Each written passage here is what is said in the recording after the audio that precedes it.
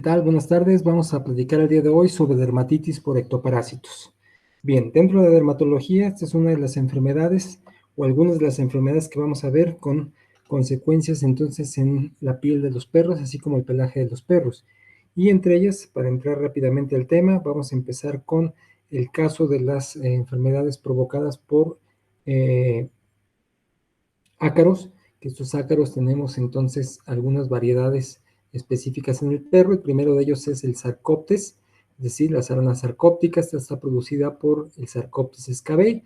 Es una sarna de las que conocemos como sarnas zoonóticas. ¿Por qué? Porque se puede reproducir también fácilmente, no solamente en los animales, sino en los clientes que están en contacto con los animales.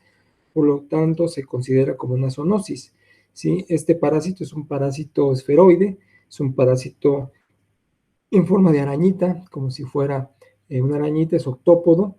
La hembra tiene una espina bífida, esa espina bífida está en el dorso y le sirve entonces para anclarse mientras va comiendo y va cavando túneles, ¿sí?, en la profundidad de la piel, a diferencia del macho que no cuenta entonces con esta espina bífida. Eso es importante desde el punto de vista de identificación, sobre todo a la hora del microscopio, porque nos podemos dar cuenta si hay una gran producción de parásitos por cada hembra que encontremos, ¿sí? Ahí tienen entonces a la vista este parásito, digamos, en este pequeño esquema.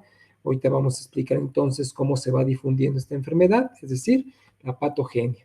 El ácaro, entonces, decía yo, se aloja en la epidermis, la hembra oposita, mientras va cavando túneles dentro de la piel. Para eso le sirve esta espina bífida, para sujetarse mientras va haciendo esta función y a la vez va comiendo.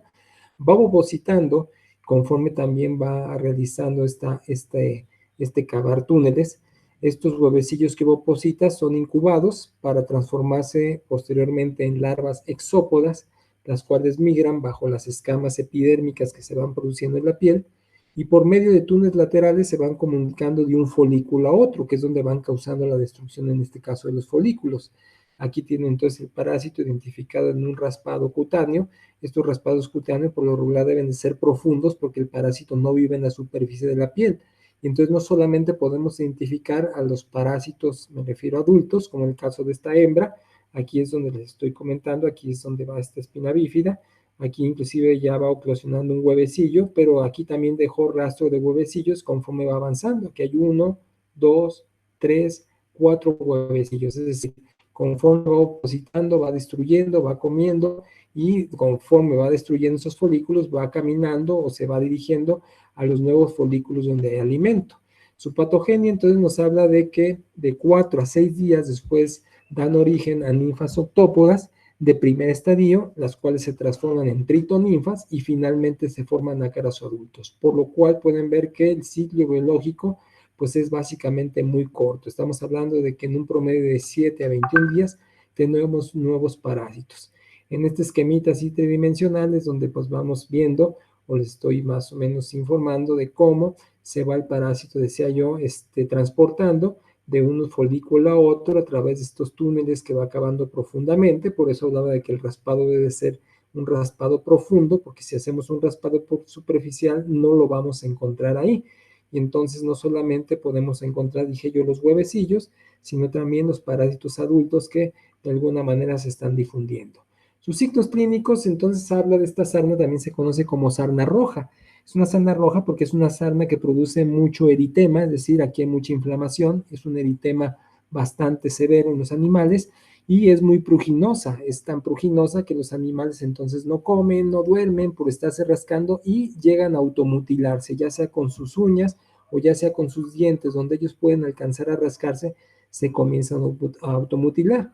Es un proceso obviamente inflamatorio muy serio. Si nosotros pudiéramos esto interactivo y pudiéramos tocar a este perrito, vamos a sentir que su piel está primero muy caliente, está muy inflamada, está muy rugosa, como si fuera la piel de una iguana. Y la otra, aparte de que hay muchísima descamación de la piel, es decir, aquí ya se rompió lo que conocíamos o lo que platicamos como el periodo Catagen, en este caso no solamente del pelaje, sino de los melanocitos y los queratinocitos. Los queratinocitos entonces están haciendo que la piel se vea rugosa, pero los melanocitos vean como donde hay lesiones ya muy viejas, la piel se va tornando oscura. Por eso entonces se le conoce como sarna pruginosa, también llamada sarna roja, ¿sí?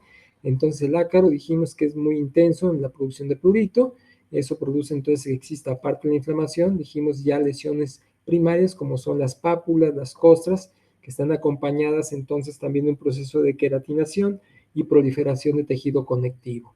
El eritema y la alopecia pues es muy evidente. ¿Por qué? Porque conforme el parásito avanza en cuanto al parámetro de distribución, va creando cada vez más lesiones, ¿sí? Y numerosos problemas a nivel de lo que entonces vamos encontrando en la piel, que de alguna manera, vuelvo a repetir, pues eso junto con el rascado provocado por el animal, se va produciendo mutilación del tejido. Estos son los parámetros de distribución iniciales. Inicialmente, normalmente la encontramos en el rostro, las orejas y la base de la cola. Posteriormente, en un patrón a lo mejor muy generalizado, se distribuye entonces al resto de la superficie corporal, ¿sí? Extremidades, el abdomen, el tórax.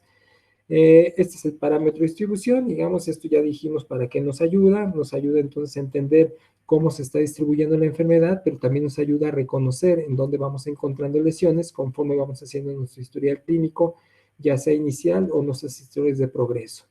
Los raspados, entonces, es importante raspar profundamente, llevarlo al microscopio y hacer la identificación entonces junto con los signos clínicos, en este caso del parásito. Aquí tienen algunas lesiones sobre las áreas que estábamos comentando, parámetros de distribución, ¿sí? Iniciales, distribuidos. En este caso, este perro, aparte de tener ácaros, tenía dermatomicosis. Eso lo vamos a ver más adelante porque estas lesiones son específicas de dermatofitos, pero eso puede estar relacionado mucho con su sistema inmune. Muy importante que siempre que ustedes raspen de lugares en la frontera, es decir, donde hay lesiones nuevas. Si ustedes hacen un raspado de esta zona, que ya está el tejido muy hipertrofiado, muy hiperqueratinizado y que está muy lleno de melanina, seguramente aquí no van a encontrar nada. ¿Por qué? Porque el parásito ya comió, ya destruyó aquí. El parásito se está alimentando de lugares donde hay nuevos folículos. Vean entonces cómo estas son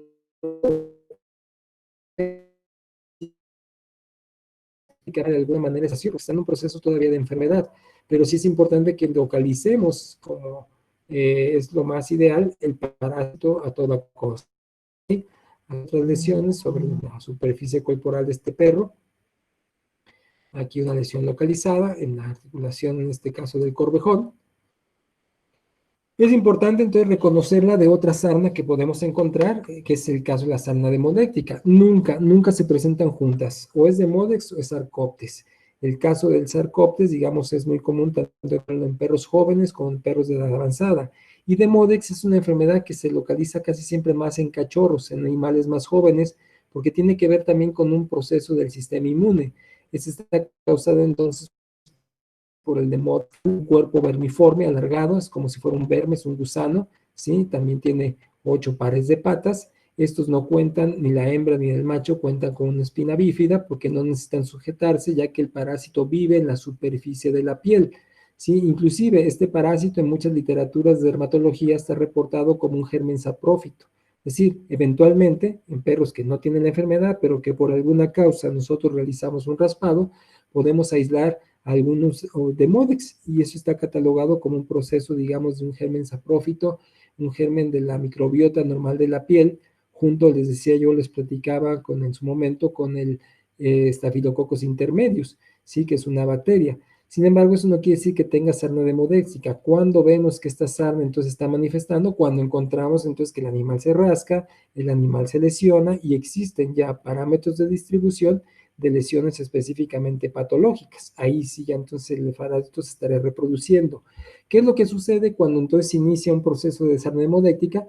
Pues vamos a ver que son cachorros que están desnutridos, que están desparasitados, que están en contacto obviamente de la enfermedad, pero que su sistema inmune por alguna causa está no funcionando, está inmunosuprimido. Vamos a ver un poquito más adelante de qué se trata esto para la difusión de la enfermedad, y esta es quizás la principal causa de que la enfermedad se manifieste. Bien, tiene una patogenia diferente a la del Sarcoptes. Aquí vamos a ver que las hembras grávidas cavan túneles hacia los folículos pilosos y a las glándulas sebáceas. Ahí van a ovopositar. Ahí se van a formar entonces dos formas larvarias, las protoninfas y las deutoninfas. Esto es importante también porque en el otro caso, a pesar de que tenemos más formas larvarias, no podemos localizar en dado momento larvas, sino gusanos, parásitos adultos, o bien en dado momento huevecillos. Aquí sí vamos a poder ver en dado momento formas larvarias, y esto me ayuda mucho también a hacer una identificación de cuando hay reproducción, obviamente por enfermedad de estos parásitos. Bien, en estas fases del ciclo entonces hay apertura del folículo piloso, es decir, existe una furunculosis, una furuncolisis, es decir, hay inflamación y hay lisamiento del furúnculo, y entonces finalmente la aparición de los ácaros, donde vamos a ver entonces que hay pérdida del pelo y empiezan de alguna manera a aparecer esas lesiones alopécicas. Es una sarna que también produce prurito, quizás no en el proceso pruginoso que acabamos de platicar con Sarcoptes, pero sí vamos a ver que los animales obviamente se rascan. ¿Por qué? Porque hay parásitos ahí. Además, se adhiere a esta patogenia otra vez, lo que comentaba, el estafilococos intermedios. ¿Por qué? Porque el sistema inmune está de alguna manera deprimido y este entonces me va a causar una enfermedad secundaria, es decir, vamos a encontrar una piodermatosis secundaria a la infección generalmente de Demodex, es decir, todas las sarnas demodécticas generalmente vienen acompañadas de este proceso, ¿sí? De un proceso biodermatoso producido principalmente por la presencia de estafilococcus intermedios y luego la presencia quizás de otras colonias bacterianas, porque una vez que esta bacteria se comienza a reproducir, pues es porque el mismo parásito al destruir el folículo le está produciendo el caldo de cultivo, es decir, adecuado, la grasa y todo lo que sale en el aumento del folículo, es el caldo de cultivo para que el parásito junto con el sistema inmune que no puede controlar ni al parásito, en este caso ni a la bacteria, se produzca, entonces se empiecen a formar colonias bacterianas. Aquí vemos entonces las lesiones, que estas lesiones ya las hemos identificado en las generalidades como lesiones primarias, y entonces vamos a ver estas pustulaciones, estas pústulas que se están formando, en las cuales en algunos casos hay costras, y abajo de las costras se forman estas escamas, donde hay generalmente pus, contenido purulento. Se puede asociar también, dijimos, con otras bacterias conforme avanza la enfermedad. Podemos aislar entonces E. coli, podemos aislar a veces estafilococos, no solamente intermedios, sino también streptococos beta hemolítico, que a veces son los que nos causan mayor problemas, porque son a veces muy resistentes a algunos tipos de antibióticos. Los tipos, entonces, son los tipos localizado, el tipo generalizado, es decir, las lesiones iniciales comienzan generalmente por el rostro, los párpados, las orejas, la parte de los belfos, el hocico, la nariz, y conforme esta lesión va entonces generalizándose, pues aparece en el resto de la superficie corporal. Van a ver entonces distintos pacientes con distintos problemas. Aquí vamos a ver algunos casos clínicos. Este es Tranquilino, este perrito pues fue rescatado, ahí lo rescatamos de un poste que lo habían dejado amarrado, es un cachorro, vean su rostro, vean su cabeza, también vamos a ver en superficie corporal, generalmente este patrón era inicial, estaba pues ya con el proceso muy difundido sobre su cabeza, sobre su hocico, sobre su cara, estaba empezando a ser afectado las orejas, el cuello, y ya empezaba el parásito a ser también mella en la parte del tronco. Aquí está la parte del cuello, vean todas estas escamas, son escamas piodermatosas, ahí a la hora que ustedes lavan, que ustedes bañan al animal, pues van a ver que entonces hay sangre, hay pus, y bueno, el tratamiento vamos a describirlo después, pero vean, aquí está ya Tranquilino, posterior al tratamiento, antes de ser adoptado por su nueva familia, vean qué bien respondió este perrito al tratamiento, ¿sí? Este se llama Tomás, este perrito, entonces, ven el rostro un poco más dañado, a diferencia del caso de Tranquilino, ven, pero es un cachorro, también con un cuadro inicial de Modus Canis bastante severo. Ahí pongo entonces su diapositiva donde está el raspado cutáneo que se realizó, y entonces ahí se puede identificar, vean, fácilmente parásitos, ¿sí? Inclusive algunas formas larvarias, podemos ver principalmente parásitos adultos, y bueno, esto ya no es normal, encontrar lesiones, decía yo hace un momento, y encontrar ya muchos parásitos por campo, eso ya es patológico, no es igual que ya hago un raspado y de repente me encuentra ya eventualmente un parásito, un solo parásito adulto por campo, no dice nada, pero ya cuando encuentro formas larvarias o encuentro ya muchos parásitos por campo, aquí no hay huevecillos porque recuerden que también el ciclo biológico no permite, es muy corto el ciclo biológico para que se produzcan esos huevecillos, entonces normalmente vemos las formas larvarias. Estos son entonces los parámetros de distribución, como lo vieron hace un momento en el caso de Tranquilino o en el caso de Tomás, inicialmente la cabeza, posteriormente el cuello, los antebrazos y después se va difundiendo, si no se tiene en control, al resto de la superficie corporal, ¿sí? Ahí vemos la forma, entonces hablamos de una forma en forma pustular, como lo vimos hace un momento en el caso clínico, se van formando estas pústulas, estas costras, aquí hay pápulas, aquí vamos a encontrar entonces escamas, y bajo esas escamas se forman entonces en la epidermis colonias bacterianas. Aquí está un cuadro inicial sobre el párpado, sobre el rostro de este perrito, la forma escamosa, entonces aquí pueden observar. Ambos problemas son mucho más frecuentes encontrarlos en perros de capa corta que de capa larga. Sin embargo, en algunas capas intermedias, de repente podemos encontrarlos. Y esto, bueno, pues tampoco no es indicativo de que únicamente el parásito se reproduzca más en las capas cortas, ¿sí? Porque ahí el parásito puede quizás vivir de manera más cómoda ya que necesita oxígeno, que en las capas muy profundas. Eso también le impide y tiene como cierto escudo de protección el que tenga muchas capas para que el parásito pueda también ingresar, por lo cual quizás lo vean más de esta manera frecuente. Sin embargo, hay excepciones. Ahorita les voy a mostrar un caso clínico excepcional en un chau chau. Aquí tenemos en todos los signos clínicos, en los casos típicos hay alopecia, hay pústulas, zonas rojas de la piel está caliente, cuando ustedes la tocan está engrosada, decía hay un proceso de foliculitis, inflamación del folículo, furonculusis, destrucción del folículo, con caída en el aumento del pelo, lo cual produce entonces la alopecia de manera generalizada, el pioderma secundario, que además junto con el parásito eso produce muchísimo prurito intenso, y hay un olor muy desagradable. Generalmente el olor que a veces la gente refiere es como si estuvieran oliendo manteca rancia. Eso es por lo que comentaba yo hace un momento, que se vierte pues toda la cantidad de las glándulas sebáceas, toda esa grasa se vierte al exterior, se oxida fácilmente, digamos, con el contacto del oxígeno, y entonces produce normalmente ese olor muy intenso. Su presentación entonces está dada en fases. Aquí es muy importante que a la hora de su historia clínica determinamos en la fase en que estamos encontrando nuestro perro, porque esto va a ser pues el pronóstico, digamos, que normalmente hoy en día es muy favorable para el tratamiento. La fase inicial, que sería la fase 1, donde encontramos pérdida de pelo y aparición de las pápulas. La fase 2, donde vimos entonces ahí en las fotografías enrojecimiento de los tegumentos, es decir, de la piel, a nivel de las pápulas, con tumefacción, es decir, con inflamación de la piel, como lo mencionaba yo hace un momento en los pacientes. Grave manifestación de prurito, ya comentamos por qué sucede esto. Y la fase 3, donde entonces vemos nuestro patrón muy generalizado, ¿sí? De la alopecia, con presencia entonces sanguinolenta que va escapando de esas pápulas, es decir, en los patrones de distribución ya más generalizado, vamos a encontrar este tipo de lesiones.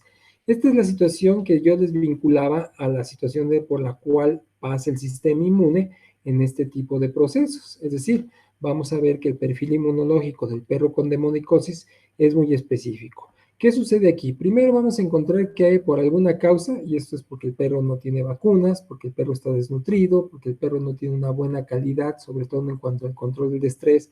La mayoría de veces son perros que están en situaciones de estrés muy severas, como los perros que están en la calle. Sí, vamos a ver entonces que hay un agotamiento de los linfocitos, los cuales pues no han sido estimulados obviamente por procesos naturales ni artificiales de vacunación, lo cual hace entonces que las interleucinas L2 y la interleucina L4 más el factor CD28 que tiene que ver con el factor en aumento inflamatorio, ¿sí? Se dispare. Es decir, aquí vamos a ver entonces que hay un disparo de estos elementos.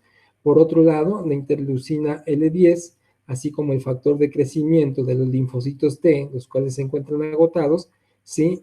Pues de alguna manera también se vean comprometidos en esta función, no optando, digamos, por una buena calidad inmunológica, y eso hace entonces que la enfermedad se presente, ¿sí? En forma, dijimos ya, de la presencia de control del parásito, que antes lo tenía controlado el sistema inmune, y que dijimos ya una vez cuando empiezo a encontrar ya por campo, muchos parásitos, o empiezo a encontrar ya colonias bacterianas, eso quiere decir que el sistema inmune no está trabajando. Por lo tanto, eso tengo que tenerlo en la cabeza porque va a ser muy importante a la hora que yo trate de establecer un tratamiento y que ese tratamiento también incluya el perfil inmunológico de este paciente para que pueda haber hoy en día una mejoría pues bastante palpable, ¿sí? Bien, vamos a encontrar entonces aquí casos clínicos. Vean este cachorro, todos ellos son muestras de lo que decía hace un momento, pelos muy abundantes o poco abundantes, digamos, perros que tienen capa, a lo mejor dije hace un momento, capa corta son los más normales que se puedan contagiar, pero hay excepciones, como es el caso de este Chau Chau. Sin embargo, en este Chau Chau, estas lesiones no pasaban únicamente de su cara. El perro tenía lesionada únicamente la parte del rostro, pero vean también las condiciones en que estaba este perro, a pesar que era un perro de una casa habitación, este era el hábitat del paciente, el jardín, que seguramente fue ahí donde se contaminó, y esta lesión generalmente nomás era sobre el rostro. Por aquí tengo una fotografía inicial, esta es cuando inicialmente lo vimos en su casa, y entonces únicamente las lesiones eran sobre el rostro.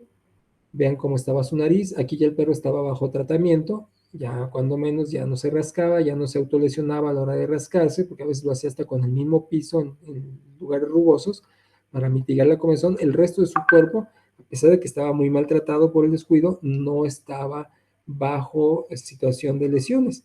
Por lo tanto, vuelvo a repetir, en algunos casos, en estas zonas, como también en este cachorro, que tienen un pelo intermedio, pues puede ser que los parásitos únicamente lleguen a la zona donde tienen alimento y a lo mejor tienen condiciones buenas de oxígeno y no traten de ingresar a donde no tienen mucho oxígeno, aunque haya mucho alimento, ¿sí? Este perro también es otro Chau Chau, donde únicamente su lesión era en la base de la cola o en la punta de la cola, porque este perro se había diagnosticado inicialmente con hipotiroidismo por otro colega.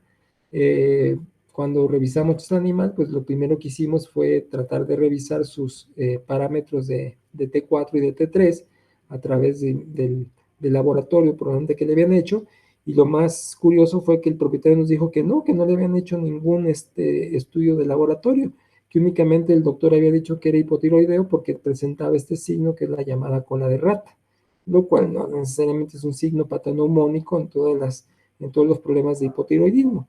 Bueno, lo que hicimos primero fue dejarlo sin tratamiento para la tiroides, porque sin resultados ya le estaban dando ellos levotirosina, es decir, ya le estaban disque corrigiendo los problemas de tiroides, lo cual me hace errante porque ni siquiera sabían qué tan disparados, es decir, hacia abajo estaban los niveles tiroideos. Bueno, cuando hicimos pruebas de T3 y T4, obviamente salieron demasiado elevados.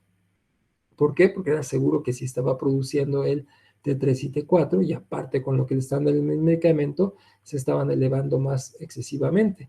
Entonces lo primero que hicimos fue retirar el tratamiento, dejarlo sin tratamiento por un tiempo para luego volver a hacer una segunda revisión y ver si los niveles de veras eran bajos o eran normales. ¿Cuál fue nuestra sorpresa? Que sus niveles de T3 y T4 y T4 libre eran normales. Por lo tanto, lo que hicimos intermediamente el proceso, que era parte nuevamente de la consulta, fue hacer un raspado. Y bueno, ¿cuál fue nuestra sorpresa? Que en esta parte, digamos, de lo que sería no la punta, pero aquí más o menos el límite donde hay pelo y donde era la cola, ahí encontramos bastantes Demodex.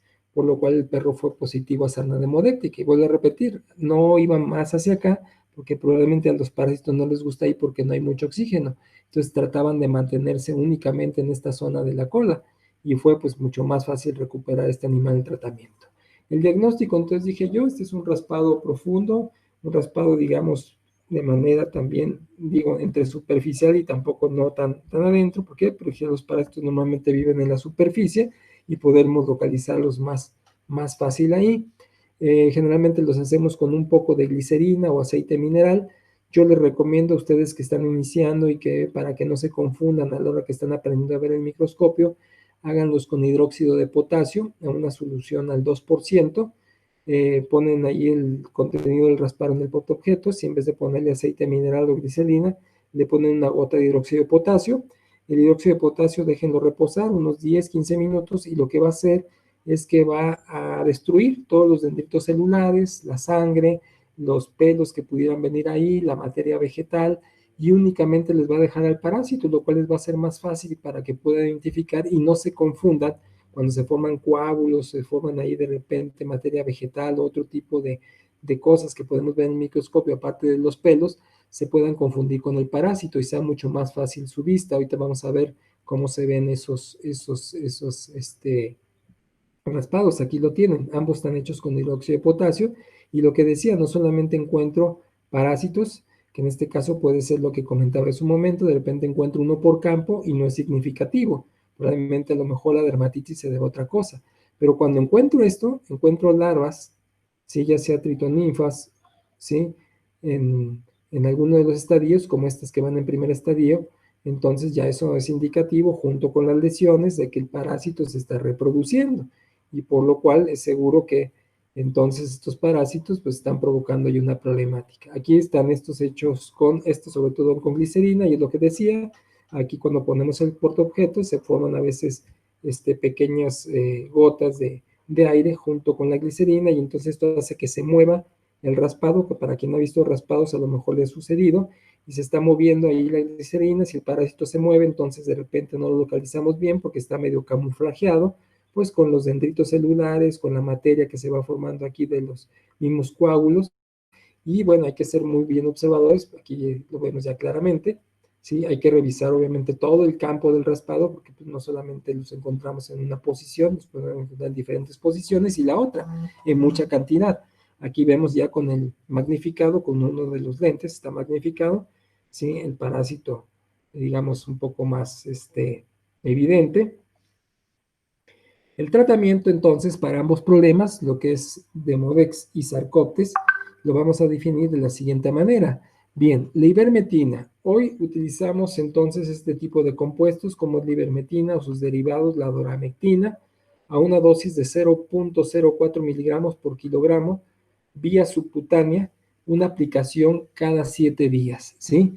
Mucho cuidado, y hay que tener cuidado con el caso de algunos animales que está contraindicada la ivermectina, porque no tienen la capacidad a nivel hepático de producir la enzima que de alguna manera sintetiza y destruye, es decir, metaboliza la sal de ivermectina. Por ahí voy a colocar un artículo de la falsa información que se tiene de la ivermectina, porque en algunos casos se maneja como la vacuna antiácaros, y no es así, no es que esto sea una vacuna, es un medicamento que se utiliza principalmente como desparasitante, sobre todo en pequeñas especies. Hoy se usa mucho, acompañado de otros compuestos, como el praziquantel, por ejemplo, como el mebendazol o el albendazol, pero en grandes especies se utiliza tanto para cerdos como para bovinos para combatir parásitos intestinales. Entonces esa era realmente la función de ivermectina. Eventualmente se encontró que la ivermectina, esto fue hecho a través de estudios, como la mayor parte se elimina a nivel de la piel, ¿sí? Se encontró que podía servir como coadyuvante en el tratamiento de algunos ectoparásitos como los que estamos hablando, Chetelia, el caso de Demodes, el caso de Sarcoptes, ¿sí? Porque ahí se encuentran esos parásitos, comen de ahí, entonces fácilmente se pueden intoxicar, pero no es porque el tratamiento específicamente fuera para combatir estos procesos. Hoy existen ya bombas atómicas, como las que platicábamos en su momento, con el caso de Nesgar, con el caso de Bravecto, que también, aparte de utilizarse para este tipo de parásitos, controlan pulgas y controlan parásitos internos. Por lo tanto, entonces hoy tenemos muchas herramientas. Decía que hoy es el pronóstico muy favorable, porque quizás hace 20 años, 30 años atrás, estos perros, sobre todo los que tenían sarna demodéctica, corrían con muy mala suerte, a veces terminaban siendo sacrificados, porque a veces el problema no era solamente el Demodex, es decir, el parásito, sino el problema que se genera, decíamos, a través del pioderma, y a veces estaban ya tan difundidos, tan dañada la piel, que a veces ya los propietarios lo que querían era deshacerse del animal. Hoy no, hoy estos tratamientos, cuando muchos les pueden llevar un mes, a veces hay aquellos que vimos con lesiones muy severas, mes y medio, no pasa quizás más tiempo, pero ustedes van a ver como en el caso de Tranquilino, ese perro iniciamos un tratamiento y a los 15 días estaba bastante mejorado. Entonces, aquí ustedes van a evaluar el uso de la ivermectina, si es una posibilidad a la que se pueda ajustar su animal. Única y exclusivamente, cuidado, decía yo, está contraindicado en algunas razas de pastoreo, como es el pastor de Shetland, que es el collie chaparrito, el collie enano, que lo conocen así, el collie normal, es decir, el antiguo pastor inglés, el pastor alemán, pero que para fortuna de nosotros, estos perros, si se fijan, todos son de capa abundante. Entonces, eventualmente, como el chau chau, pudieran parasitarse única y exclusivamente, como en el caso del rostro o la cola, pues ahí no utilizamos ivermectina y pueden utilizar los otros elementos que estamos ahorita por platicar, o bien a manera, en dado momento lo hacíamos, a manera de baños era como controlábamos con con baños específicamente con, es el famoso Tactic, ¿sí? Ivermectina al 1%, en dado momento por vía oral, ¿sí? A 0.6 mililitros por kilogramo por 30 días. No lo recomiendo mucho, lo pongo ahí porque lo van a encontrar en las literaturas, pero no funciona muy rápido que como funciona ivermectina a nivel subcutáneo, es decir, por vía parenteral. ¿Por qué? Porque aparte que es mayor el tiempo de tratamiento, aunque sea mayor la dosis, mucho de la dosis que llega a nivel intestinal no se absorbe muy bien en los perros, como lo hace, por ejemplo, en los bovinos o como lo hace, por ejemplo, en los cerdos. ¿Por qué? Porque a lo mejor el proceso de absorción de cierto tipo de componentes es diferente en esas especies. Sí sirve, obviamente, como desparasitante interno contra cierto tipo de parásitos, sobre todo gusanos redondos, gusanos planos, pero no actúa muchas veces con buena posibilidades a nivel de la piel. El fluorane, que es uno de los compuestos que ustedes encuentran ya activos, digamos que aparte matan pulgas, y se matan también ácaros y acaban también con garrapatas, pues es otro de los que normalmente vienen en los llamados collares invisibles, ¿sí? Estas soluciones que se colocan aquí en la parte del cuello, en la cruz, directamente sobre la piel, no sobre el pelo, y entonces el producto se absorbe y comienza a actuar. Este tiene que ser a dosis de 25 miligramos por kilogramo. Antibióticos de amplio espectro, pueden utilizar entonces, en este caso, algunos antibióticos de amplio espectro para combatir el caso entonces de las bacterias. Ahí hay que ser quizás más específicos, no vayan porque la mayoría son cachorros y entonces tienen sus contraindicaciones las quinolonas y las fluoroquinolonas, sobre todo a nivel de los cartílagos de crecimiento, los pueden dañar, entonces tampoco se vayan tan allá. Utilicen entonces antibióticos más específicos que pueden funcionar ahí, como la amoxicilina con ácido clavulínico, eso hace un buen sinergismo. La clindamicina funciona también bastante bien ahí, o bien la mayoría de las penicilinas junto con streptomicina también hacen un buen sinergismo. Corticoides, el uso de los corticoides, ya platicamos de ello, solamente en aquellos casos donde yo quiera disminuir rápidamente el prurito y que no sea por mucho tiempo, para que el animal descanse, para que el animal coma, se deje de rascar, el propietario también esté tranquilo y entonces apuesto más al efecto antiinflamatorio y antipruriginoso, perdón, pero en un corto protocolo, de acuerdo como establecimos en el uso de corticoides de acuerdo a los protocolos farmacológicos. Muy importante lo que decía, sobre todo en sarna demodéctica, la inmunoterapia. Aquí vamos a utilizar otra vez inmunoterápicos como sustancias inmunomoduladoras, nos ayudan bastante bien para esto. El Silexis, lo han oído ahí en el mercado, de hecho lo recomendamos mucho en el tratamiento de moquillo, es una buena alternativa, funciona muy bien para este apoyo, es un coadyuvante, digamos, en el sistema inmune y obviamente conforme vamos ya tratando de las lesiones, va a mejorar las lesiones, posteriormente pues empezaremos a instalar protocolos de vacunación, los cuales nos ayudarán a que la inmunidad sea mucho más específica. Bien, en cuanto a la dieta, hoy es importante, esto no lo teníamos antes, pero hoy tenemos dietas que nos ayudan mucho a mejorar las condiciones de la piel, y es el caso de la dieta inflamatoria, que es la dieta DD, ¿sí? Más la aplicación de ácidos grasos, omega 3 y omega 6, nos ayudan a mejorar bastante la calidad de la piel. Si bien ese pelaje va a salir y nuevamente, como vieron en el caso de Tranquilino, va a brillar, va a estar sedoso, ¿sí? Quizás la parte donde se rompió el periodo catagén, que afortunadamente estos perros pues no están con la piel descubierta, es decir, no se van a quedar sin pelo, porque si no, esas lesiones sí quedarían hiperpigmentadas, es decir, quedarían con mucha melanina, eso ya lo platicamos en su momento en las generalidades, el por qué se pigmenta ahí la piel, y bueno, ya no viene una piel así rosita, blanquita, ¿no? Ya va a quedar una piel pues con cierto tipo de características, como serían los lunares, las manchas, debido a que se rompió el periodo catagén. Pero bueno, al perro no le importa, porque finalmente él no va a hacer traje de baño y aparte el pelaje va a cubrir eso. Probablemente en las capas claras, si comentamos, el nuevo pelaje salga con una tonalidad diferente y entonces eso haga que existe un cambio de tonalidad en cuanto al pelaje, pero bueno, ya explicamos el por qué ocurre eso. Entonces es muy importante también ahora para mejorar en el proceso del tratamiento y acortar el proceso en dado momento de la recuperación, el mejorar la calidad de la piel a través de los alimentos. Y esto pues ya lo tenemos en el mercado, son dietas de prescripción a las cuales ustedes pueden acceder fácilmente.